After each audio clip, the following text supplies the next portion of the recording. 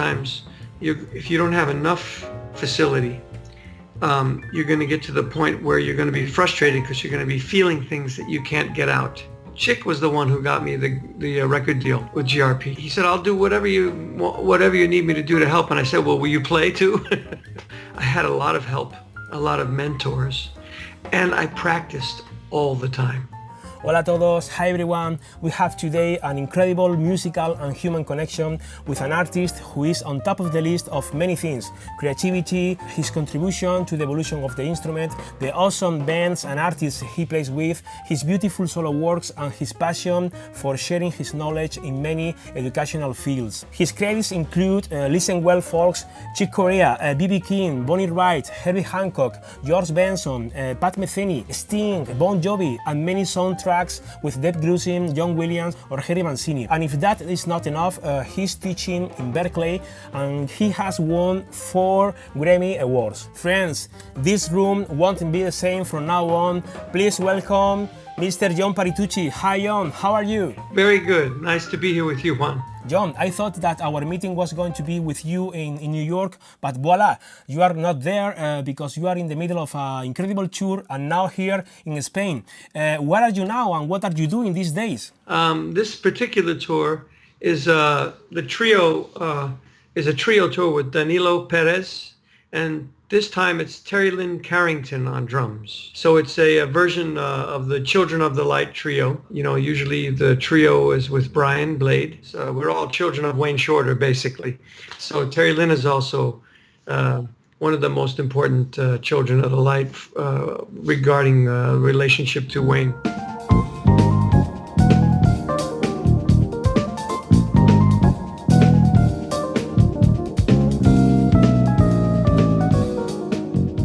About the journey of music, there is something beautiful that I think that everyone has done in one way or another. Being music fan or professional, it's the personal journey of music.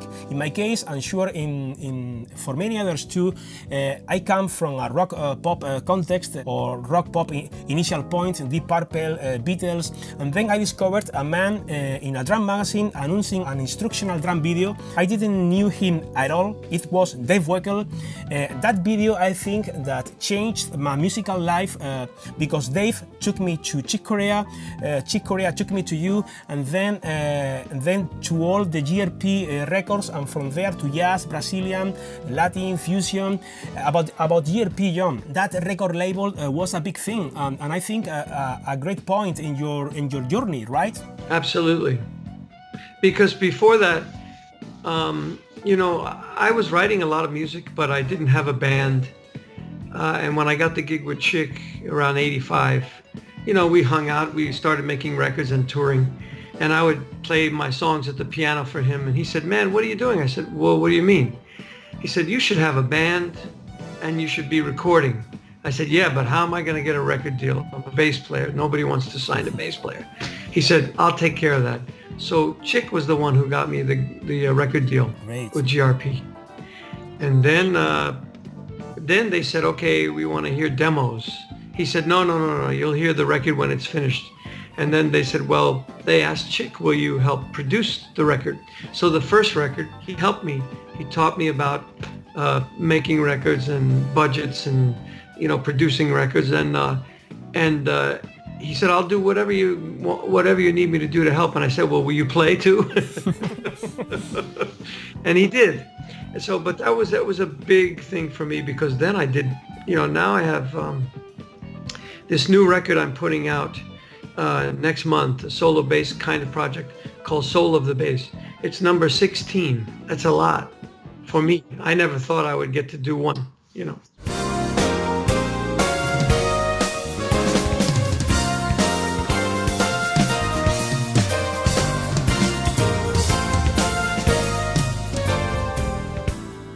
That's a fantastic experience, John. Thank you.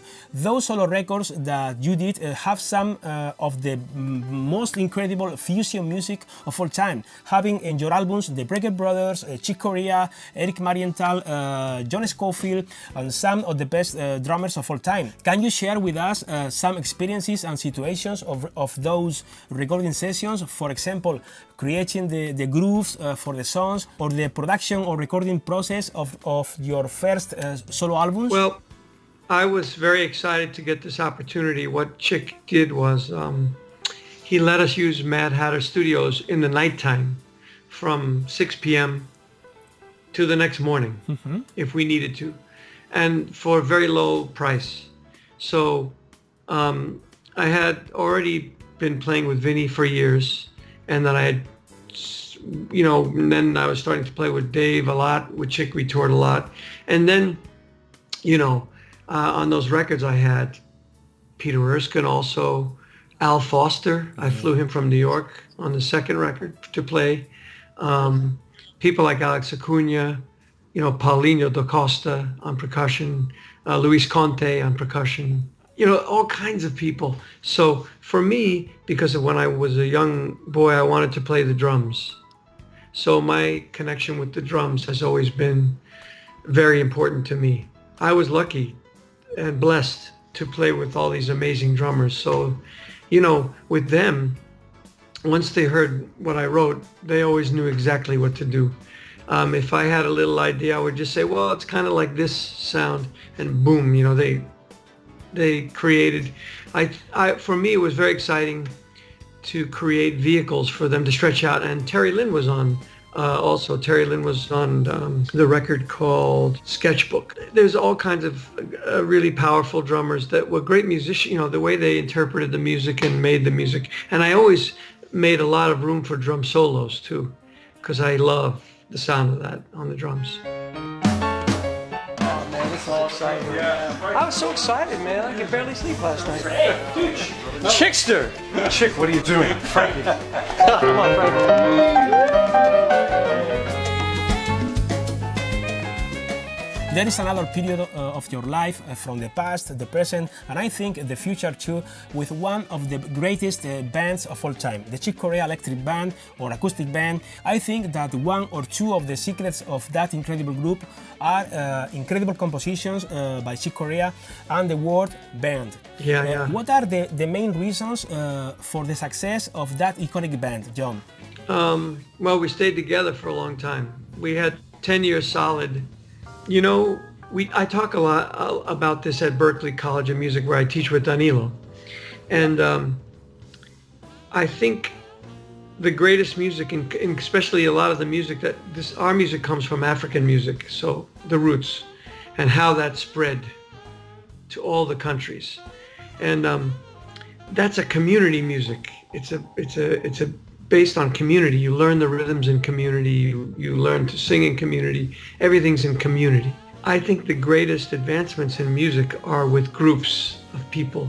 Maybe there's a band leader who writes some music, but the band makes the music go to the highest level, because you need that family to make the music really powerful. It's not just one person. I know that your first playing session with Chick Corea was in a party. Chick loved your playing, and you sent him some tapes of you playing, and then you were included in the band. You were the first one hired. You didn't know Weckl at that time, and I think that you recommended for the drum chair to your close friends, Vinnie Colaiuta. How was that situation, and how was your first connection with Dave? The thing was, when I talked to Chick about it, he said, oh yeah, I talked to Mike Brecker, and I asked him who was the best young drummer in New York, and Mike Brecker said Dave Weckl. So I was like, okay, I got to hear this guy, And then he flew out to LA, and first rehearsal, it was easy. It just started immediately. I didn't know that you recorded for Bon Jovi. Was it a string arrangement, a bass recording? Yeah, I just played in a small string section with the bow. I didn't get to meet them, unfortunately. It was a string overdub, but it was fun for me because, you know, I grew up hearing, I was born in 1959, so I lived through the 60s, the 70s, and all the music, and the Beatles and R&B music and blues music and Motown music. So rock and roll music was also a part of my beginnings, and I love that music still. I think it's fast. It's really fast. It's so fast that I can't play the melody. Yeah. So let's Me too. I mean, I can play it. About the styles, and this is related to the Bon Jovi question.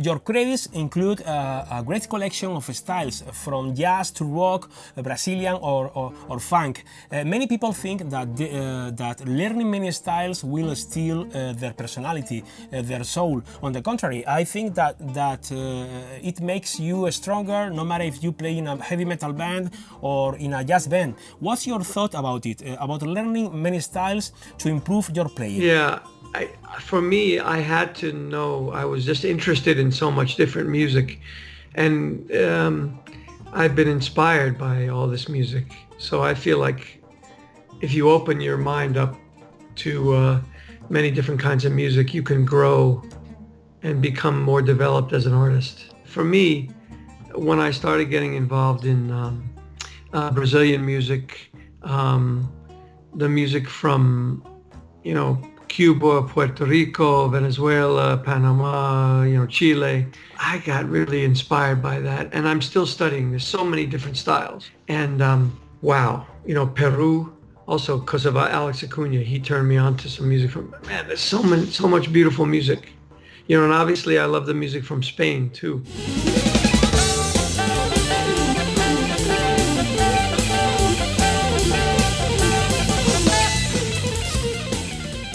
About practicing, John, achieving that level of musicality, facility on the instrument, freedom, involves many hours and years of practice, of good practice. What was your approach to practicing in your early days that can be useful for us? Well, I think when, you know, since I started pretty young, I started 10 to play the electric bass.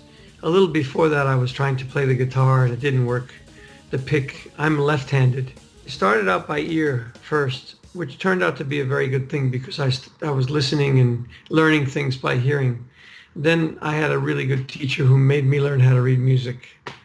Then by the time I was 15, I started playing the big bass too, the double bass. One of the most important things for me was listening, sort of transcribing, learning by ear, and then also my brother started me learning the technique of the electric bass because he was a guitarist. He is a guitarist.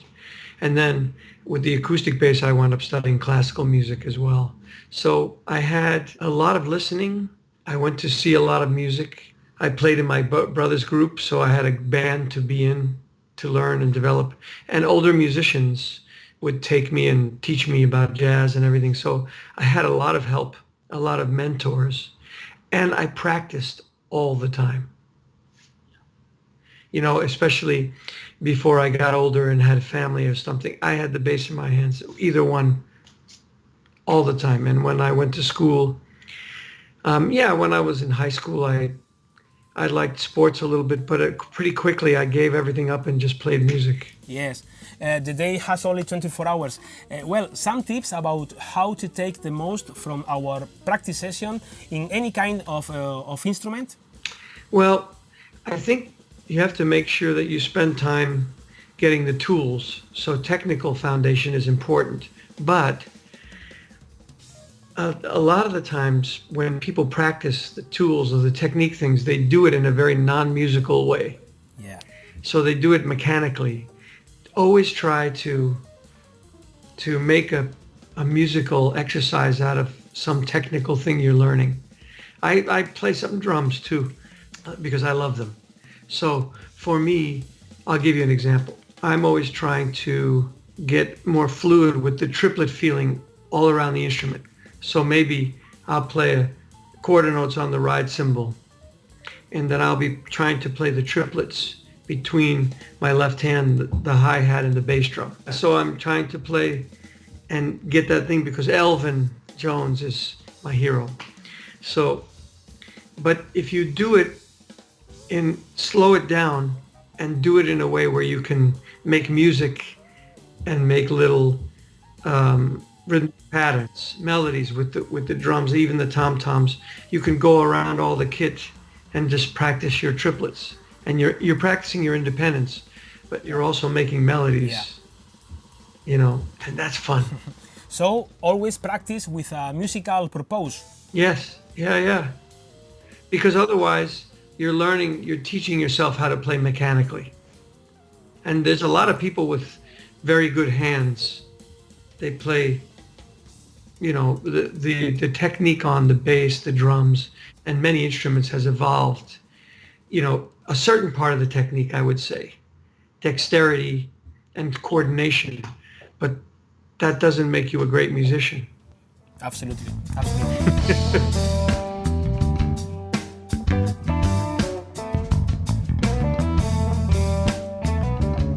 I would like to talk about timing, our internal clock, keeping a steady tempo during the song, in the groove, in the note placement, the time feel, and sharing solo bands with Weckl, Colaiuta, or Nate Smith. Some tips about how to develop our internal clock, being drummers, bass players, or any kind of player? Well, I always tell my students to practice the drums. And not only practice coordination so they learn how to make the time deep in their body so that each part of their body can play time. You know, get that feeling. Then learn how to feel time sometimes with all the subdivisions and sometimes with none. Just one beat and then you keep the other three inside without tapping or moving. That's another thing. The other thing I make them do is learn how to sing drum vocabulary for those instances where you're holding an ostinato and the drummer is soloing. You have to understand the phrasing of drums. You have to understand the language, the drum language. You know, I always tell my students, you need to be able to sing an 8-bar phrase or a 4-bar phrase or a chorus of the blues, you know, because if you understand the phrasing, you know, when a drummer plays a chorus, they might go back, da-ga-da-do, back, da-ga-da, da-ga-da-da, bo, back-a-dee, back, da-ga-da-do, back, back, da-gum, ga, ba, boom, boom, boom, boom. That's a chorus. You have to know what that is. Some specific exercises or routines for that. For example, working with a metronome, with some bars with no sound, and see how are you in the time when the beat sound comes back. Any useful exercises with a metronome, or maybe without it, that you can recommend? Well, both. I think both. Sometimes you have to do it, like I said, with, you know, all 4 beats, then 2 and 4, 1 and 3. 1 beat per bar on the metronome, 1 beat every 2 bars, 1 beat every 4 bars. And then you learn how much is in here. And that's really good. And then I had this app, and then now it doesn't work on my phone anymore, but I really liked it. It was called Beat On. You could start with a smaller thing like 2 bars on, 2 bars off. 1 bar on, 1 bar off, 4 bars on, 4 bars off.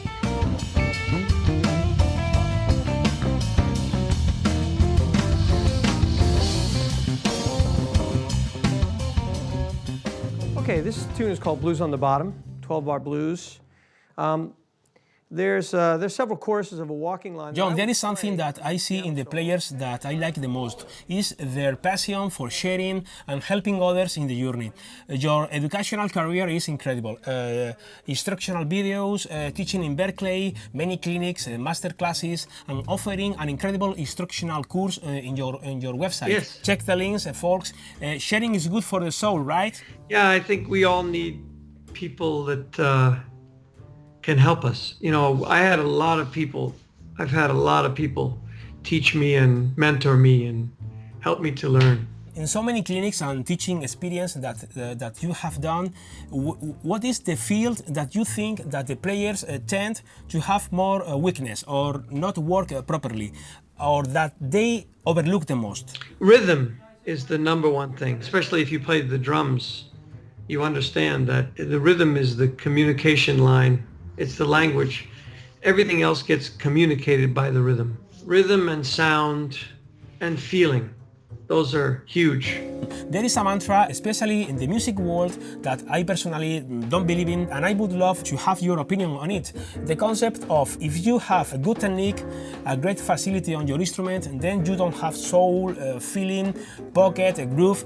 I think that the history of any artistic field shows the contrary. What do you think about that technique, soul, feel mantra? Yeah, I don't think it's true because, well, I mean, let's talk about soul.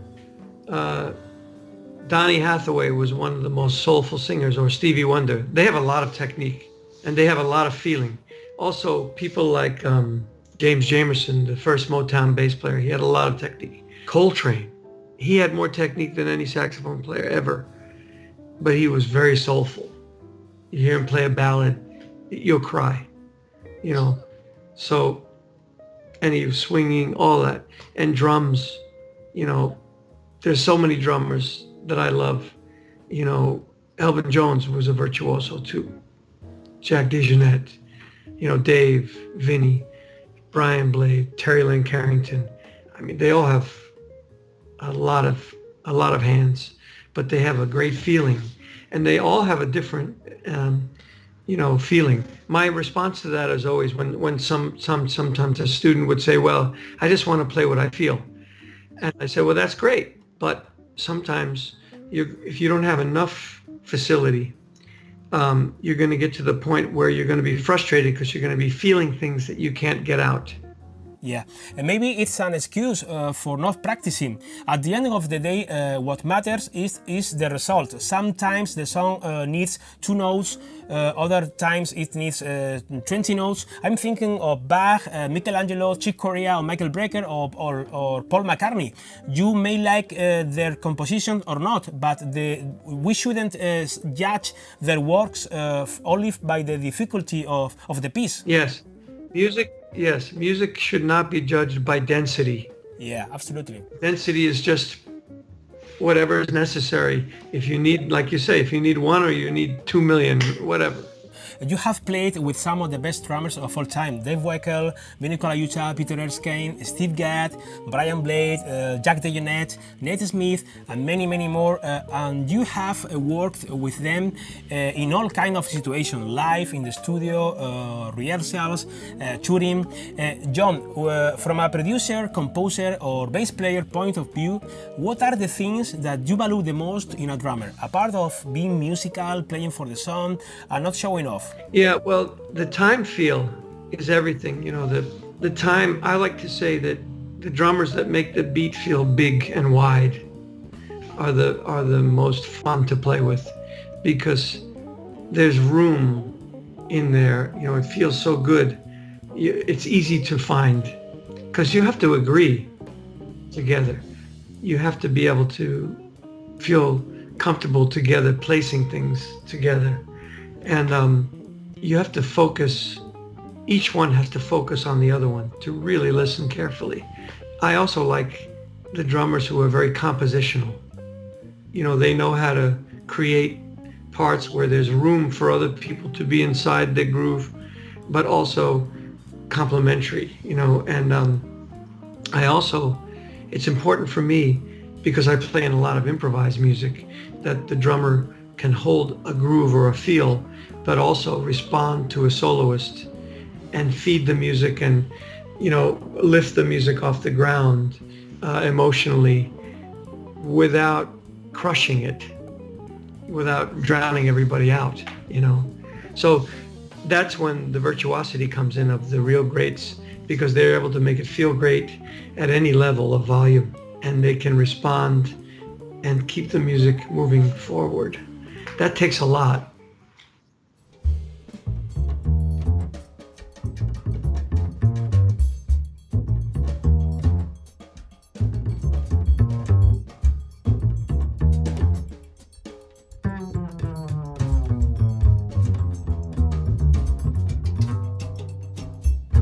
I think that the DNA of every song is on some of the instruments, even in a bar or less. It could be a guitar arpeggio, a drum groove, or like many masterpieces in the bass line.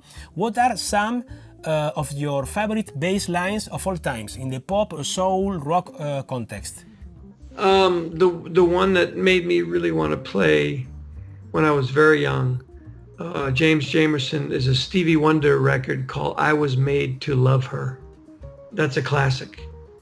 There's so many. Chuck Rainey on Peg, Steely Dan. Chuck Rainey on Feel Like Making Love with Roberta Flack. Willie Weeks on the Donny Hathaway record Live. All those songs, every song on that record, you know. Ridiculous, amazing. Paul McCartney, Day Tripper, the Beatles. I mean, I could list songs from now till, you know, next year.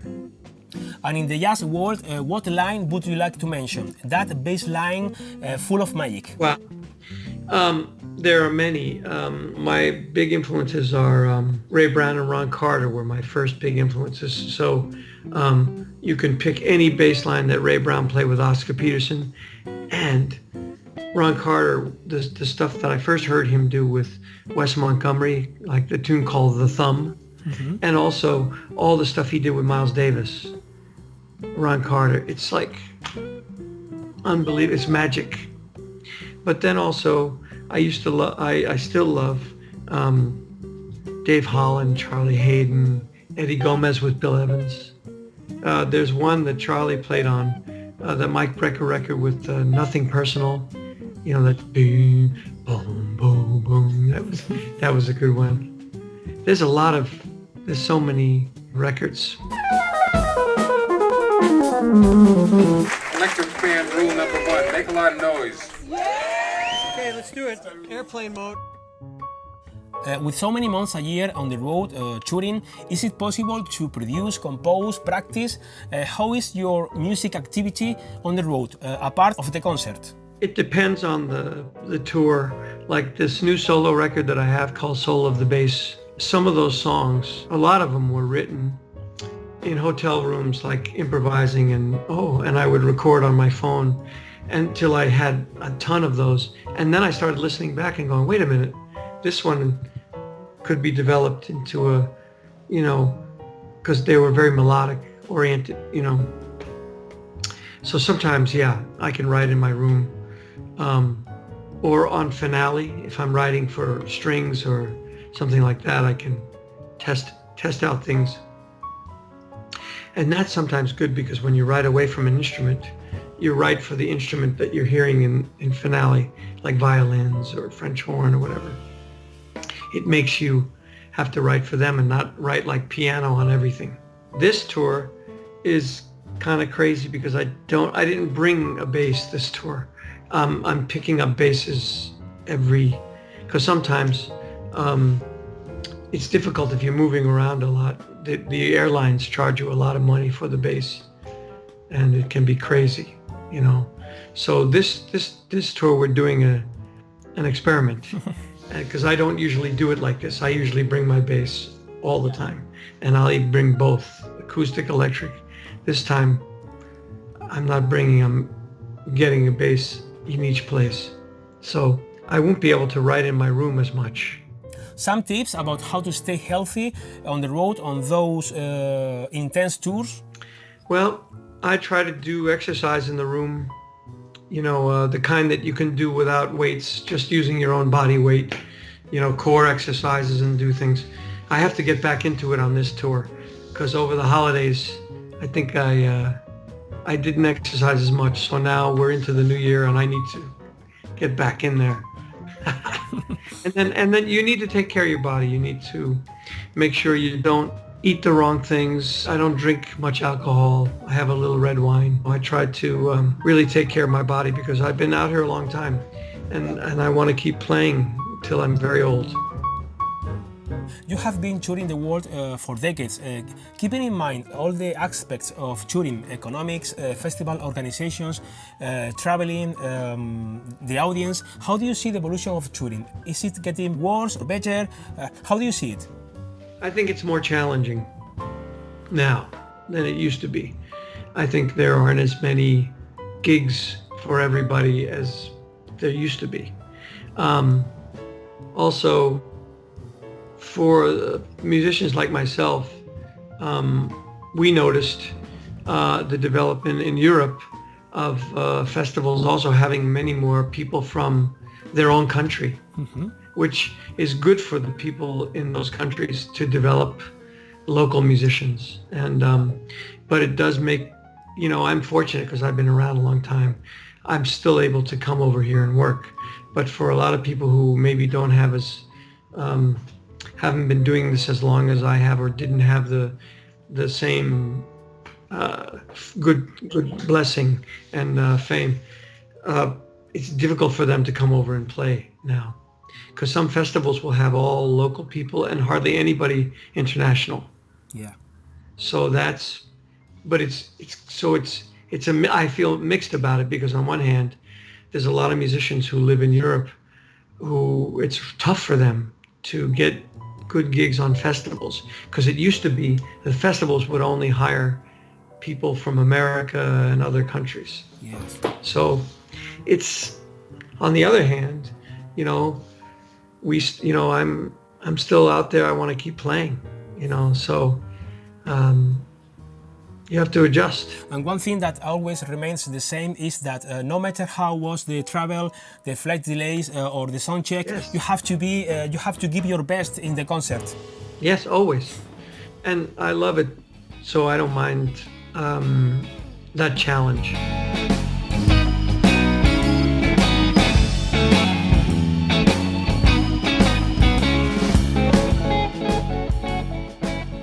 John, you recently did an album with Oz Noy, right? Yes. With amazing musicians on it, and Vinnie Colaiuta on drums. When was the last time that you recorded with Vinnie, a part of this Oz Noy album? It had been many years. It had been, yeah, many years. Because I moved away from LA in 1996. I came back to New York. So it's already 23 years. And we played live a little bit since then. I remember doing a big thing, a Herbie Hancock tribute, and some various things. But we hadn't recorded in quite a while. It was so much fun. We had a blast. It was immediately just like, you know, like a family reunion.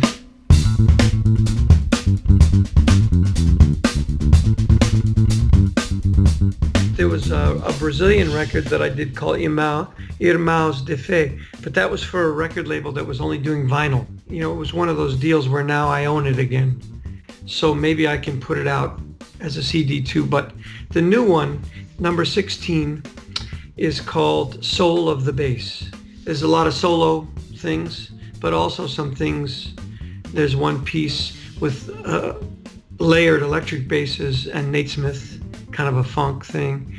There's some open things with the bow. There's some things with the 6-string bass and the acoustic. There's a thing with my wife and I with, you know, so 8 strings. It's 4 basses, 4 celli. There's one with myself on 6-string with my daughters singing clusters, harmonies. Great. But a lot of it is solo. John, what's next? How is your schedule in the future? Crazy. Because I have some gigs, you know, different kinds of things, some solo bass gigs, some groups trio. Danilo and I will always be doing things. I'm doing some crossover into classical music. I'm doing a project with the Harlem String Quartet. I even have an orchestral premiere of a protest piece I wrote about the situation in America. It's called Hypocrisy. That's great. And the band with Nathan Smith and Brian Blade, the electric guitar quartet? Oh, guitar quartet, yes. We're going to probably do some more gigs too. We did some last year, but we want to do more. That's a fun band.